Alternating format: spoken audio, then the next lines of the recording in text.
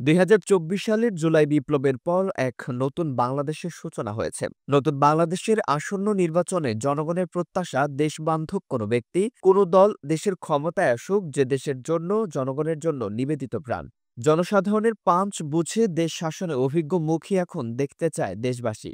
নির্বাচনী দৌড়ে বিএনপি, জামায়াতে ইসলামী, এনসিপি কেউ পিছিয়ে নেই। সকল দল তাদের অবস্থান থেকে জনগণের সাথে মিশে যাওয়ার চেষ্টা করছে জনগণকে তাদের প্রত্যাশিত আশ্বাস দিয়ে ভোটের প্রচারণায় এগিয়ে থাকতে।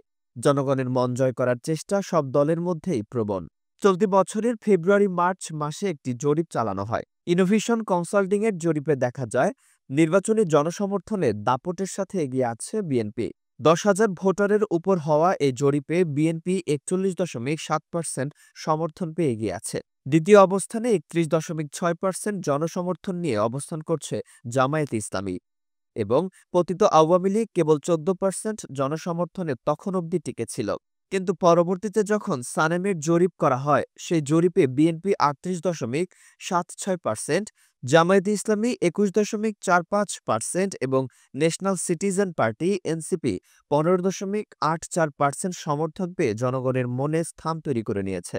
উল্লেখ্য যে যখন ফেব্রুয়ারি-মার্চে ইনোভেশন কনসাল্টিং এর জরিপ অনুষ্ঠিত হয়েছে, এনসিপি রাজনৈতিক দল হিসেবে প্রাতিষ্ঠানিকভাবে জনগণের দ্বারে পৌঁছতে পারেনি। তবে এখন তাদের জনপ্রিয়তা চোখে পড়ার মতো। ছাত্র নেতৃত্বে গঠিত এনসিপির জনপ্রিয়তা যদি কিছুটা কমে যায়, তাহলে সে স্থান অনায়াসে আওয়ামী লীগের দখলে চলে যাবে প্রায় ১৫% জনসমর্থন নিয়ে। এখন প্রশ্ন আসতেই পারে, মাঠ পর্যায়ে কেন বিএনপির সমর্থন এত বেশি? এর পেছনের মূল কারণ হিসেবে বিএনপির দীর্ঘদিন ক্ষমতায় থাকার অভিজ্ঞতা, গ্রামীণ ও প্রবীণ ভোটারদের শক্তিশালী সমর্থনকে উল্লেখ করা যেতে পারে। গ্রামীণ পর্যায়ে এখনও এমন বহু ভোটার আছে যারা ক্ষমতার রদবদল বলতে শুধু Awami League to BNP, BNP to Awami League বোঝে। অন্যদিকে জামায়াতে ইসলামী ধর্মীয় ও কনজারভেটিভ মনোভাবের জন্য তাদের সমর্থন বৃদ্ধি পাচ্ছে, কেননা বাংলাদেশ একটি সংখ্যাগরিষ্ঠ ইসলামপন্থী দেশ। তরুণ প্রজন্মের একাংশ জামায়াতে ইসলামীতে যোগদান করছে। বিশেষ করে খুলনা এবং রংপুরে ৩৪-৩৫% তরুণ সমর্থন জামায়াতের ঝুলিতে চলে এসেছে।